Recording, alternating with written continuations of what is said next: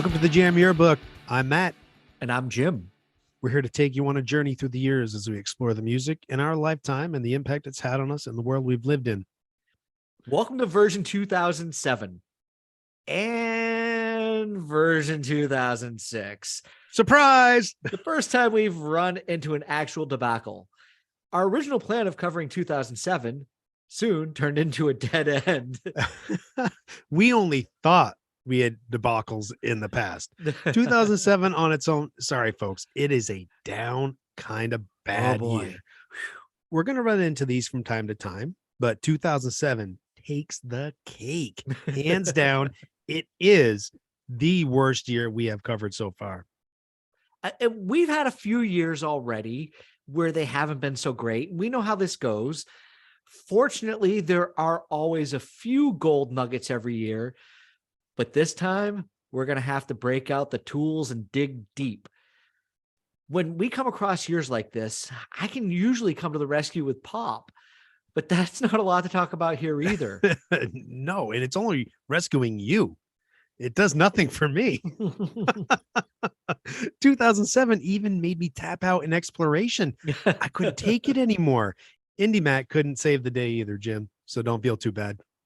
One good thing about 2007 is that we actually don't have an opportunity to play the Reaper at the start of this episode.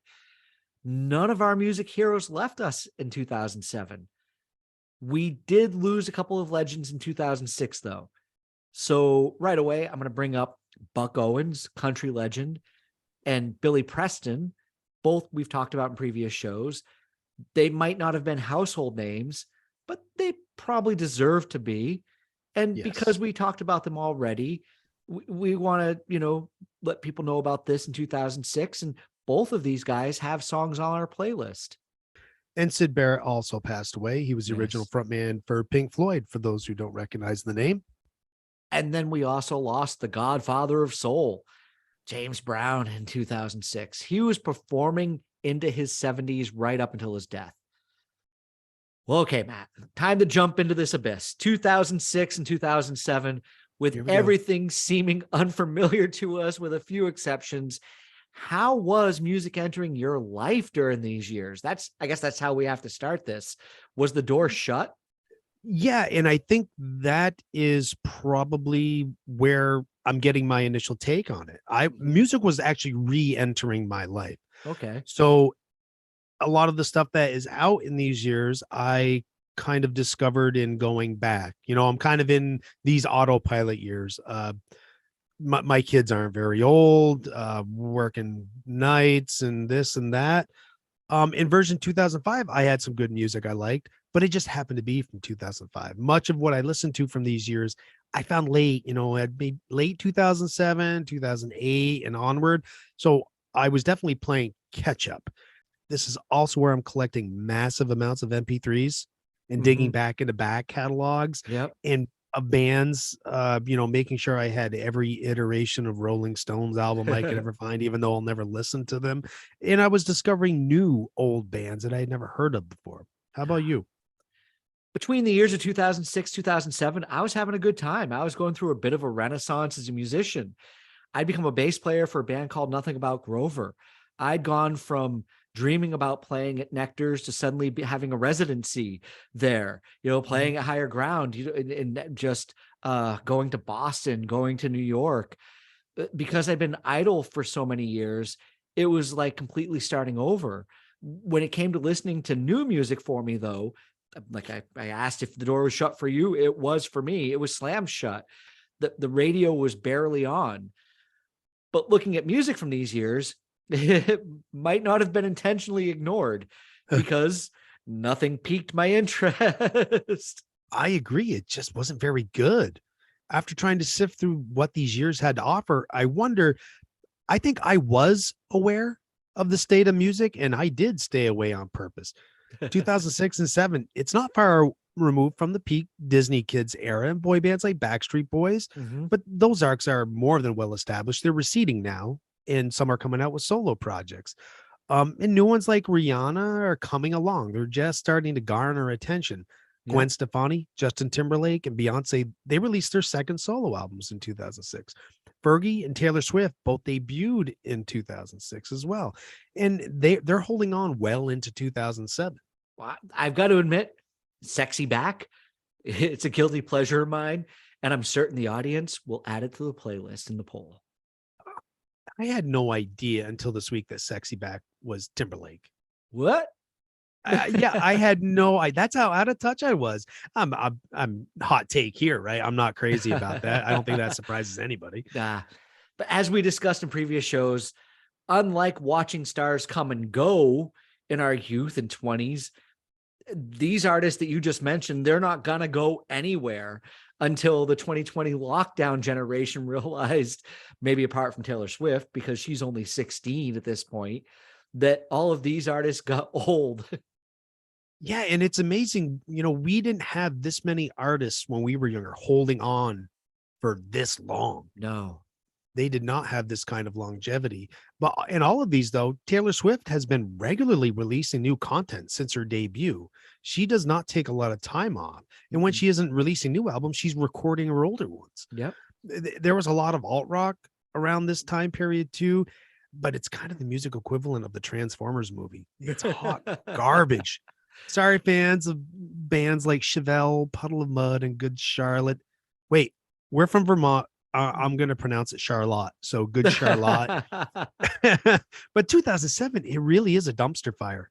I think I need a shower after what you just said. Those bands. But come on, Matt.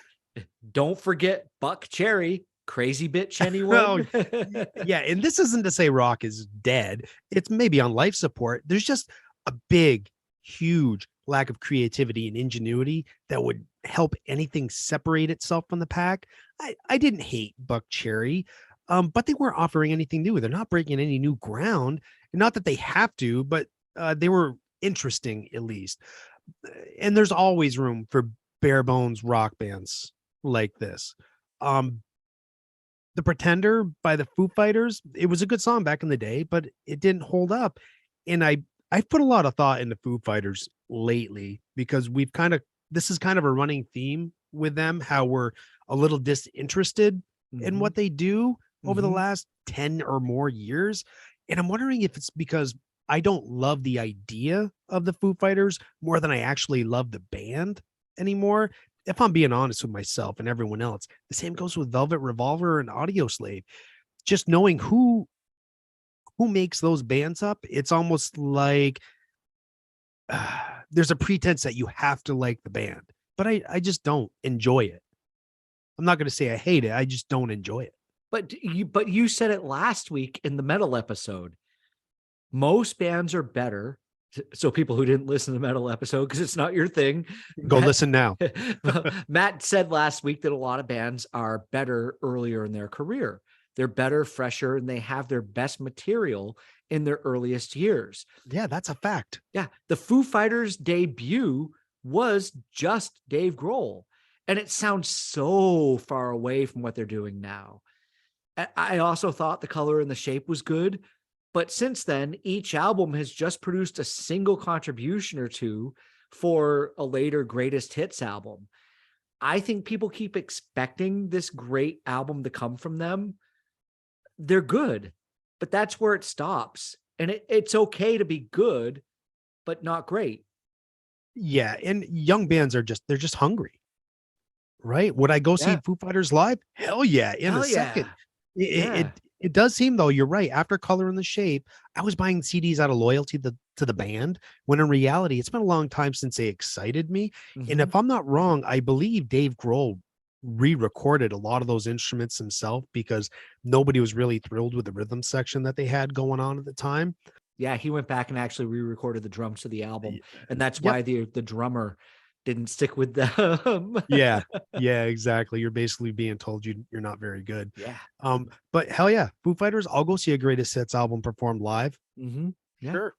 And excitement is what I found 2007 lacking. Every version, I have a couple days in my prep where I explore new music.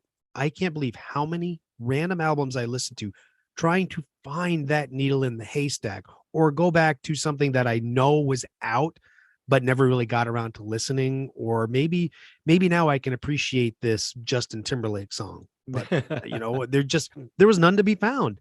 And I think it tainted my view on what may have stood out to me at the time. Groups that I genuinely like other albums from, The View, Biffy Clyro, Art Brut. I absolutely love Whoa. Art Brut, but Yeah. these years they're not putting, it's not their best efforts. I may have to revisit them when I'm out of this funk that these years are putting me in.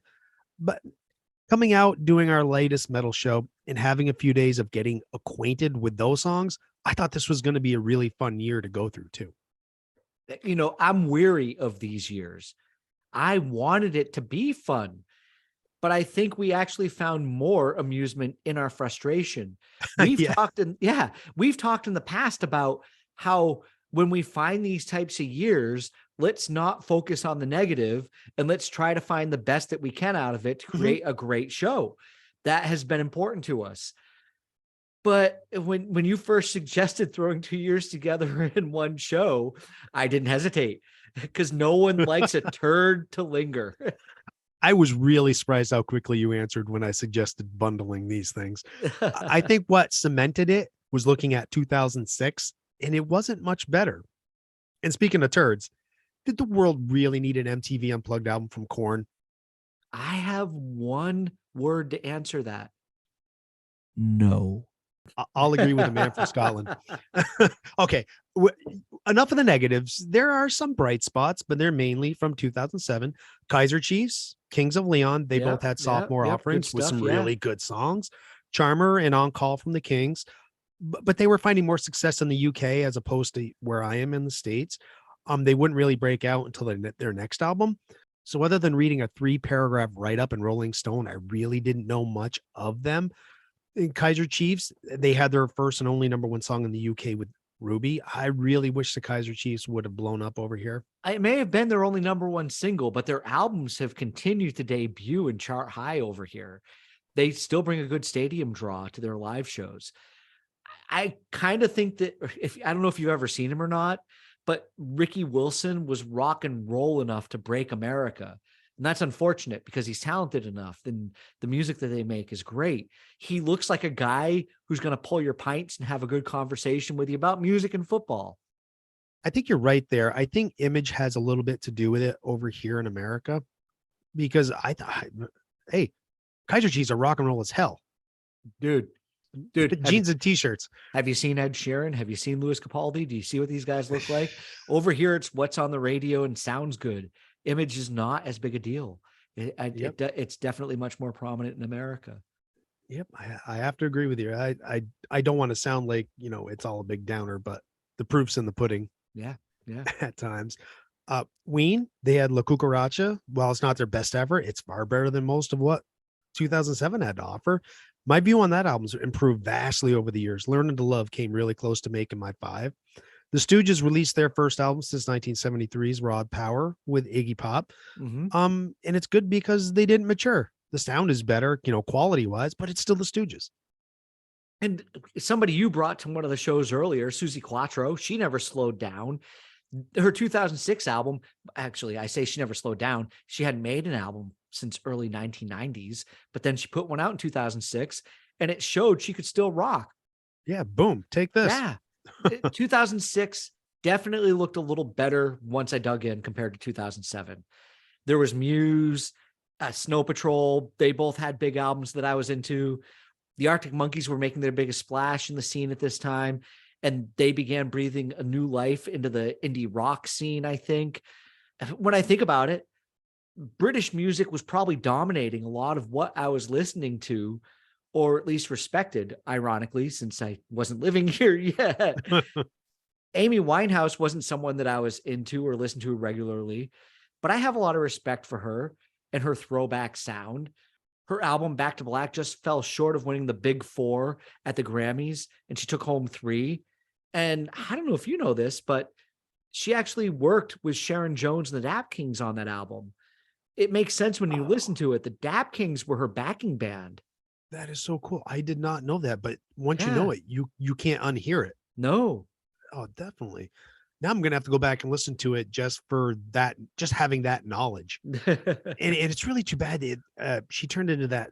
It was a sad train wreck, you know. And I really loved what she was doing, but people seemed more content to watch the implosion Yeah, that was going on with her. she joined the 27 Club. You're right. It took longer and, more importantly, some space between listening to music from those 2 years, but there is some redemption in 2006, but none of it came in the form of High School Musical. Matt, stop. High School Musical was not meant for you or I. Get off I that. know. Okay. I know. I was going for hot take, cheap laugh, Jim. We would have liked it if we were 12 or 13 years old. Well, I would have. Yeah. Oh, you would have. Oh, yeah, you would have. And Gnarls Barkley, the Gnarls Barkley hit Crazy. It's still highly listenable. I didn't really expect it to be. I like the blending of soul, hip hop, pop. It's laid back. It's aged really well, surprisingly. It doesn't sound like it's nearly 20 years old. Part of that could be my limited exposure to it and not listening to the radio as much. If you're a Strokes fan, not only did you get an album from them, but one of the guitarists, Albert Hammond Jr., released his first solo album, Yours to Keep. It's not just another Strokes album. It's got his guitar sound, but the songs are different. He had a song in transit, lost a coin flip, and didn't make my list this time. It'll probably get there on the cleanup that's too episode bad. somewhere. Somebody go check it out. That's not a moment. Yeah, check it out. It's really good. Yeah. It's a really good album. All right. Well, bring that to the cleanup if you need to, Matt. Just so people know, I think this might be the fastest Matt and I have ever gone through 2 years. Yeah. So we're gonna get not the fastest research though. No, there was a lot of looking through both years. Hard to find the gold. Yeah, but here we are. We're gonna get to our 5. And Matt, I'm not gonna give you too much feedback on yours. It's not 1982, and we don't need to drag the audience through 45 minutes of years that didn't inspire us. Yes. So you picked this mess. We're going to start with 2006. You go first. All right. My first one for 2006 is going to be Peter, Bjorn, and John with Young Folks.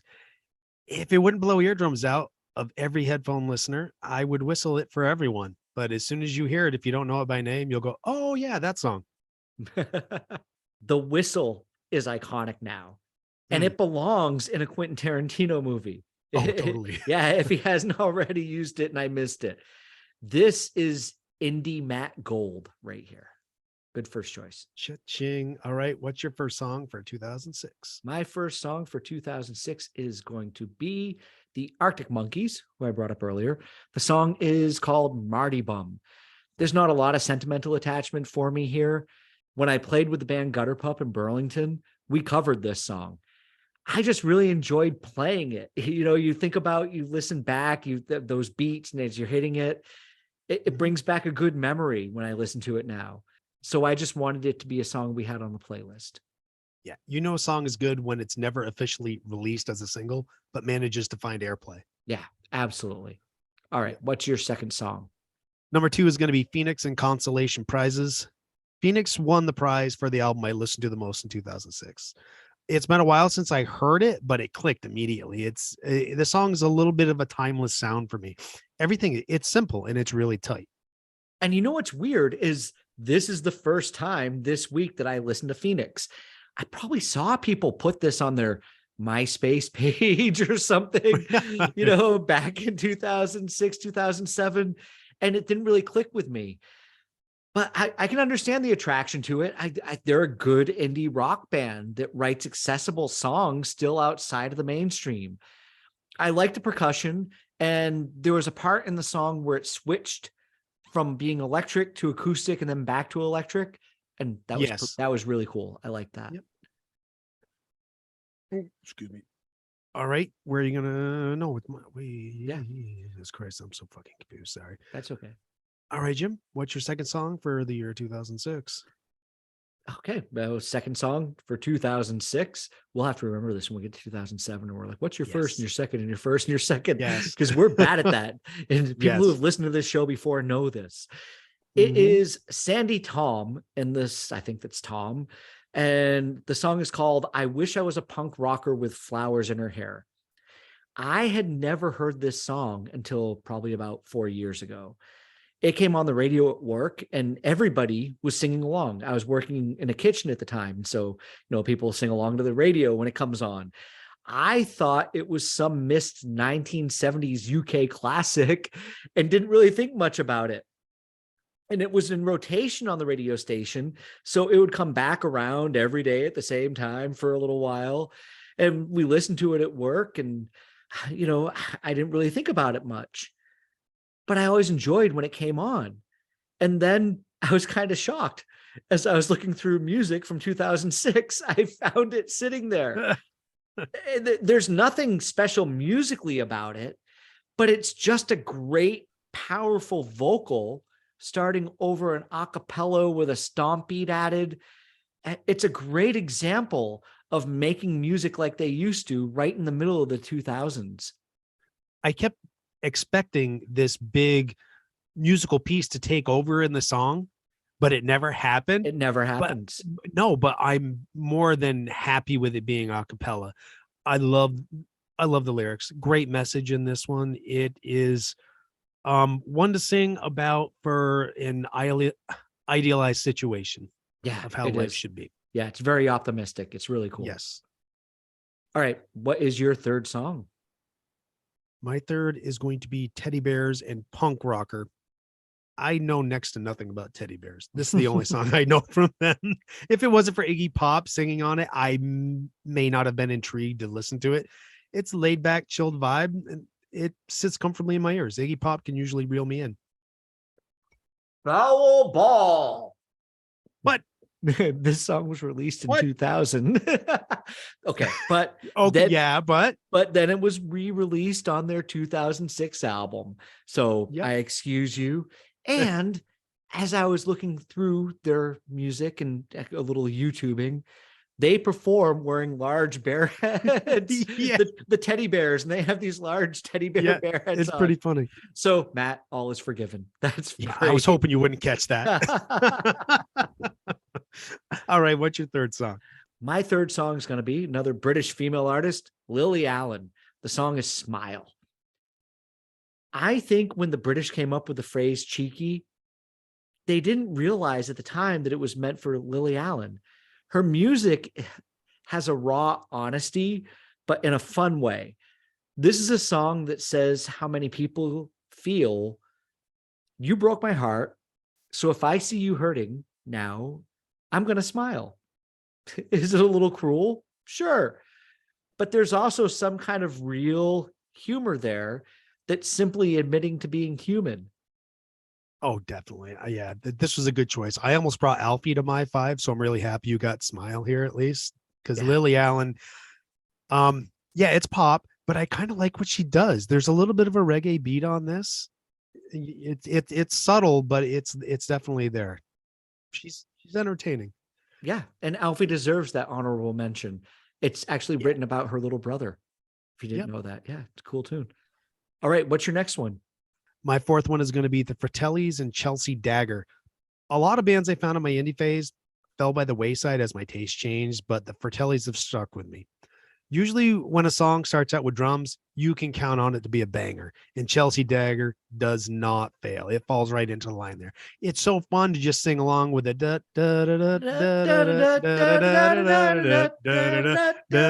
Yeah.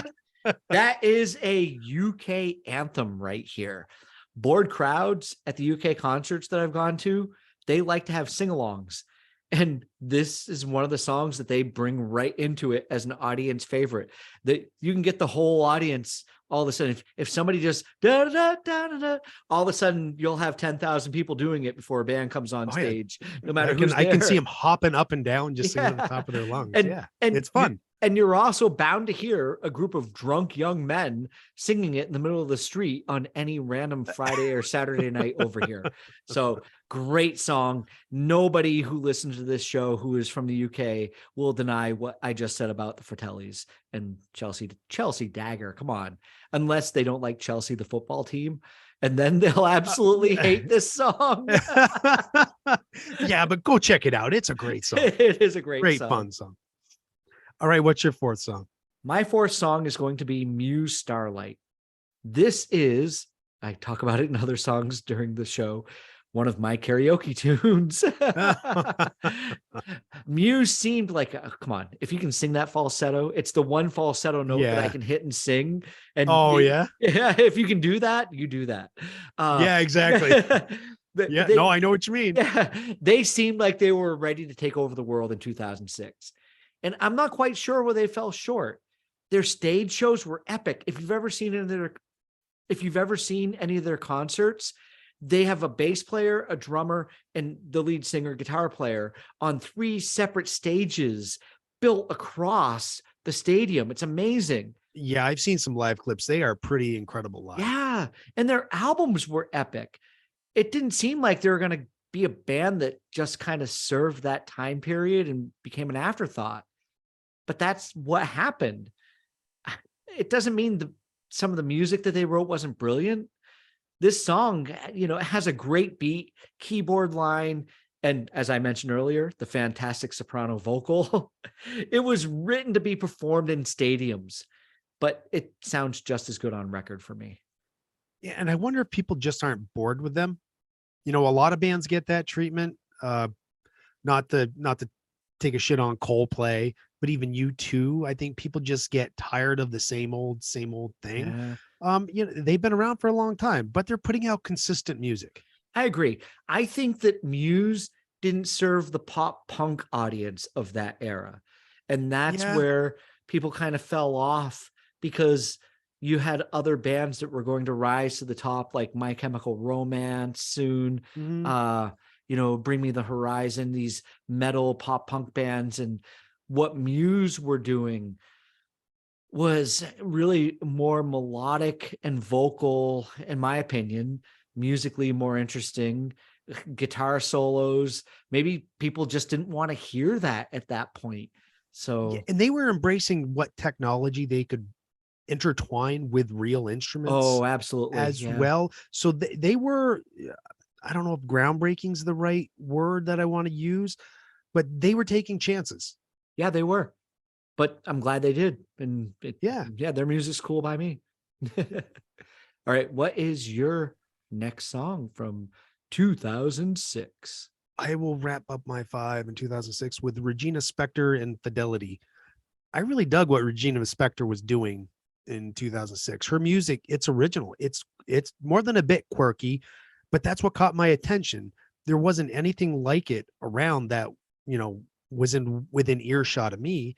Fidelity, it's light, it's playful, really good lyrics. It feels like a performance when you're listening to it. You're not just, somebody just sitting in a booth and singing the words. You can feel the emotion that she's putting into it. And if you get your earphones on, there is a little bit of ASMR thing going on with it, like the staccato and the intricacies and the details that you can hear in her voice.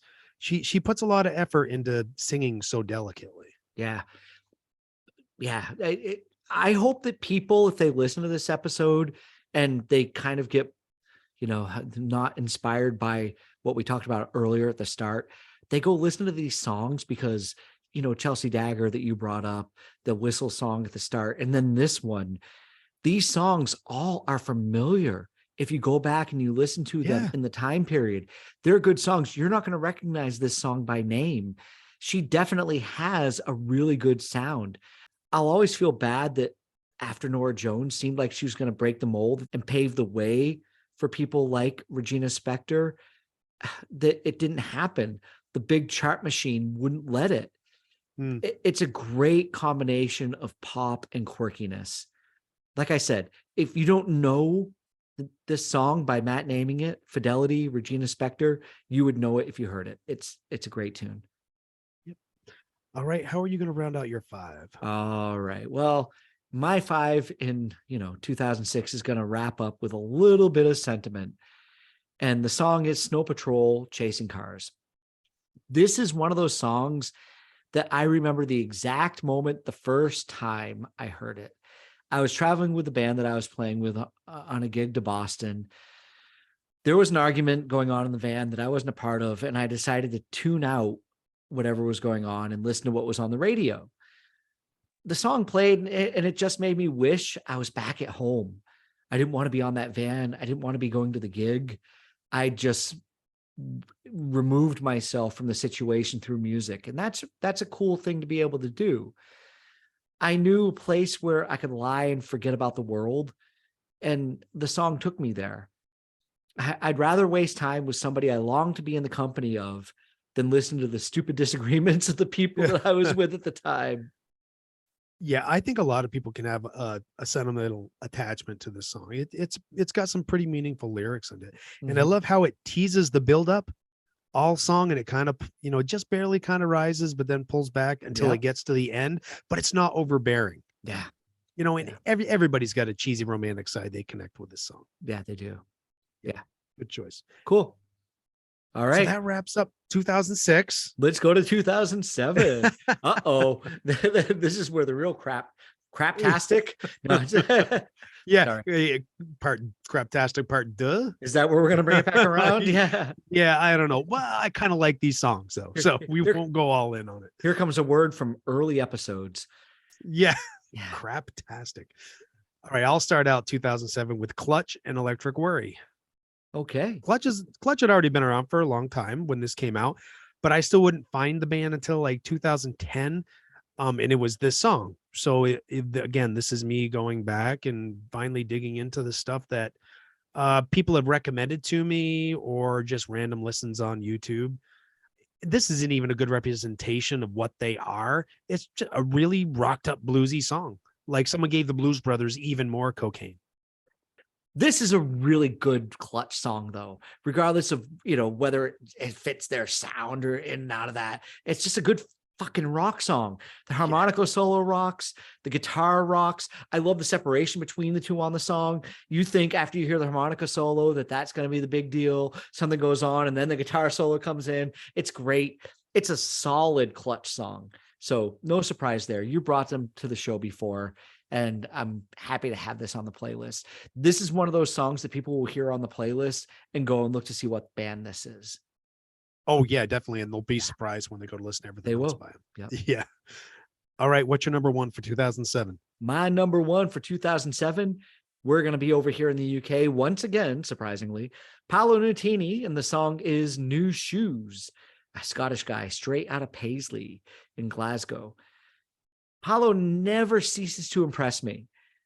I might not like every song of his on his albums. He is almost turning into a greatest hits guy for me a bit, but those hits that he has from album to album are incredible. And they all have a song or two that I love on them. This is just a great, mellow singer-songwriter tune. And also it's fun and has a great sense of optimism to it. Yeah. Thanks for bringing him to the show again. I'm glad he's in my life now because of you. I really enjoy what he does. He's got a great throwback voice too. He's an excellent singer, regardless of what he's trying to sing. I mean, he can really burn through a song. He's real music. I recommend going and looking him up on YouTube, and you'll find like videos where he's playing after he'd gotten famous in a little pub somewhere with just like somebody playing the tambourine or a stomp beat and something else. And he'll just go into places and, just decide to play. One of the coolest things about Paolo Nutini is he hit it really big here, to the point that he couldn't go anywhere around Scotland without people recognizing him or wanting to be around him. And I might have brought it up in one of the earlier shows, but he went and spent years just hiking. Yeah, I do remember that. Yeah, just to get away from everything. And, when you think about that, somebody whose focus is not completely on their career, but their career takes off because they're that good. It's good for your career, no matter what you do, to get that space away from it. Oh yeah, definitely. As well. Definitely Get a recharge, reset, recalibrate. All right. What do you got next for us? My second one is going to be Band of Horses, and the song is The General Specific. This was tricky to whittle down. There's a lot of good songs on this album, and they had two albums. They had one in 2006 and one in 2007. So I had two chances to bring Band of Horses. They have a knack for very singable melodies. The kind that when I put a song like General Specific on, it's specifically because I'm in a singing mood and I'm going to Yep. sing the crap out of it. I'm going to belt it out. And I have to give an honorable mention to Window Blues. One of the things I really appreciate most about Band of Horses is how their recordings sound. They have just a beautiful sound to the band. Well, you know that I'm a sucker for stomps, hand claps, and harmonies. Yeah. Yeah, straight up. And this is right on the money. It's a great song. You are probably the first person to ever tell me about Band of Horses. So thank you for that. Back in the day, I think when we connected somewhere during these years at some point, they were always a good listen. Great stuff. Yeah. Ooh, thanks. All right. What is your second? Okay, my second is going to be, well, Mark Ronson, but we're also going to go back to Amy Winehouse. And this is the song Valerie. I already brought her up earlier in the episode and what she did with Sharon Jones. It's all still obvious here in this song. Mark Ronson, what we've heard him do with Bruno Mars, and he definitely has a good understanding of soul and funk music. She wrote great songs, and this is a cover, but in an Aretha or Janice way, how they would steal a song once they covered it. This is what she did with Valerie. It's a modern masterpiece, soulful, unique, and timeless. Yeah, this old soul sound, it's awesome. It puts me in a mood for Motown. Oh, doesn't it? So hard. Yeah. Oh, definitely. I love Motown. So Yeah. I'm all on board with this song. All right. Valerie. What's next? Valerie, love it. Book it, Dano. All right. So my third one is going to be Spoon and You Got Your Cherry Bomb. The percussion on the song, again, we go back to, it's very Motown, right? I love that. The echo on the tambourine especially brings me back to that vibe. I thought this was a great new band when I first heard this. I was right about them being a great band, but they were not new. I was shocked to see how many albums they had out up to this point. Another band that took me forever to find them, but I am very thankful I did. I'm going to be honest with you. I was listening to all of your choices going song by song, and this one came out loud in my headphones. However, Especially that tambourine. However it was mastered or mixed, they just decided to push everything up a little bit. So a warning to the listeners.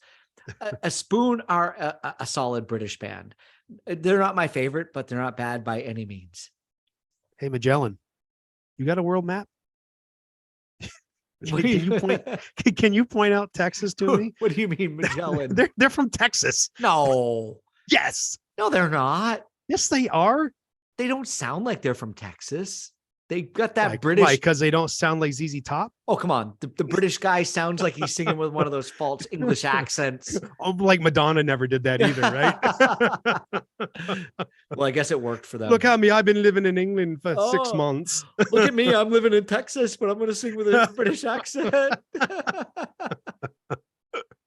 Spoon, regardless, great band. That's a good song. I liked it.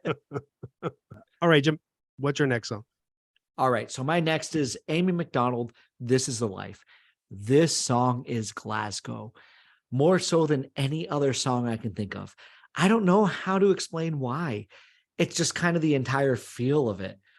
Amy McDonald was maybe 19 or 20 when she recorded the album, and she sounds like a seasoned veteran. But that's also Glasgow. When you're 19 or 20 there, you're like 30 in Vermont. So if you're from there, you know life goes at full throttle right from childhood. This song was made to be sung at last call or out on the streets as you're stumbling home. Yeah. And the sun's coming up. Yeah. If you're not singing.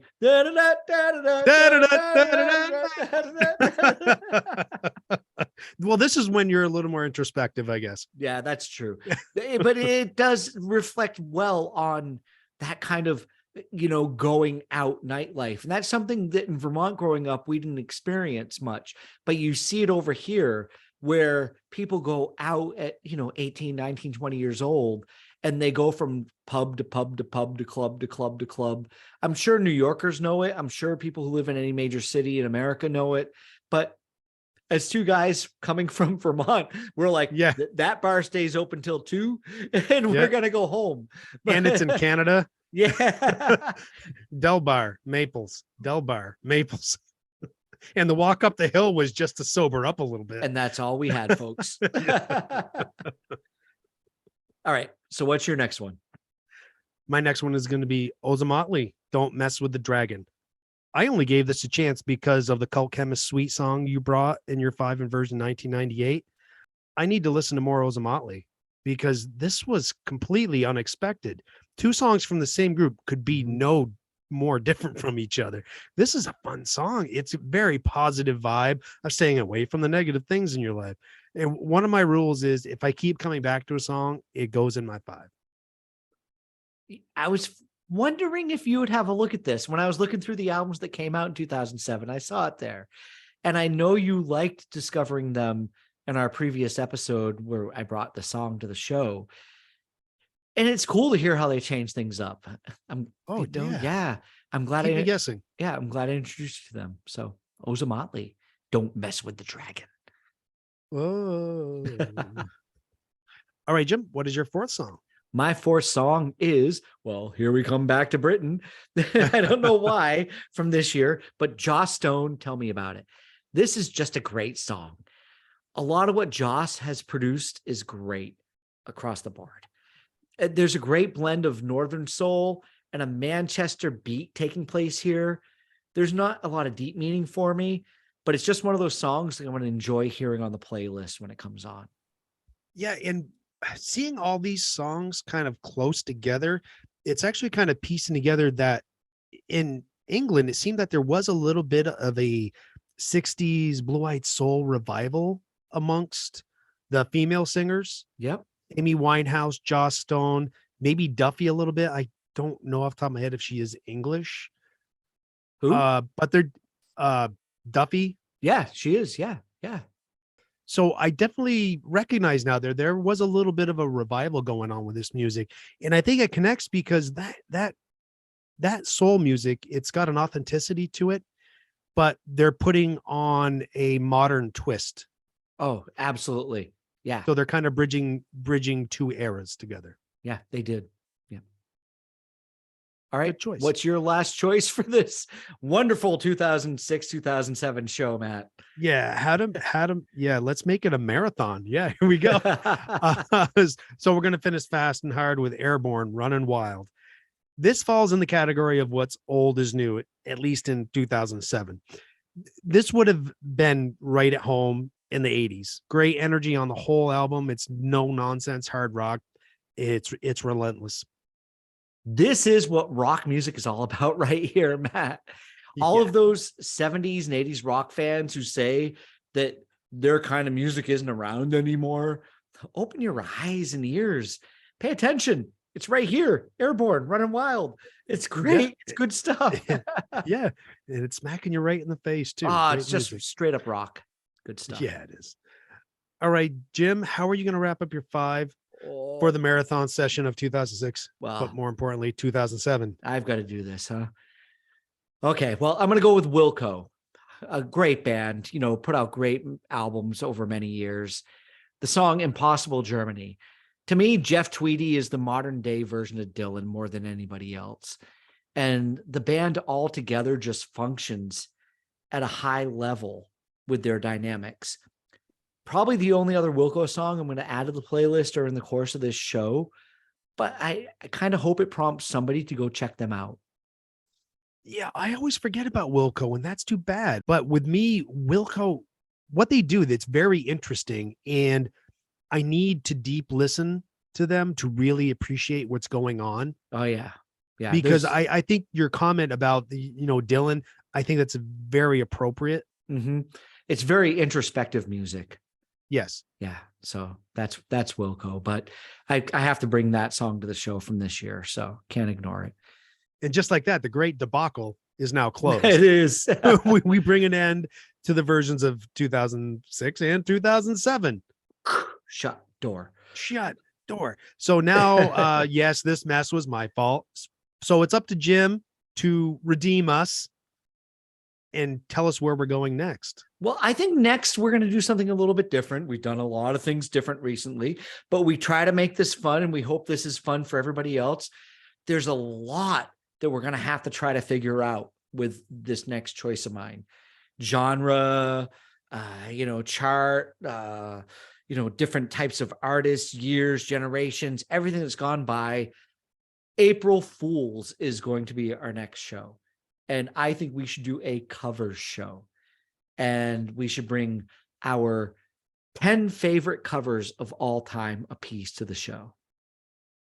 That's going to be a massive amount of exploration. I It's- can't wait to get started. You're going to complain to me so much. How do I pick all these songs? And what do I do? Is it metal version of Stairway to Heaven or is it reggae version? I don't know. No, there will be no Dred Zeppelin. Okay. But there are different genres we can cross. As maybe as we, create the show, because I'm announcing it now, but Matt and I will message each other after this and say, oh, I found this, I found that. Maybe we'll come up with some parameters. You need to have one reggae. You need to have one rap. You need to have one this. You need to have one that. Yeah. We could possibly but 10 different versions of the same song. That's right out. I'm going to have twist and show, twist and show, twist and show, twist. And just to spice it up, twist and shout live. Yeah, exactly. No, we should make that a rule. No live versions of covers. Yes, no live versions. No live that's versions. cheap. Yep. That's cheap. Yes. That's a cheap cover. No soundtrack versions. There we go. No soundtrack versions? No soundtrack versions. If it was on a film soundtrack. Yeah, because that's kind of cheap too. It is. We can save that for another day.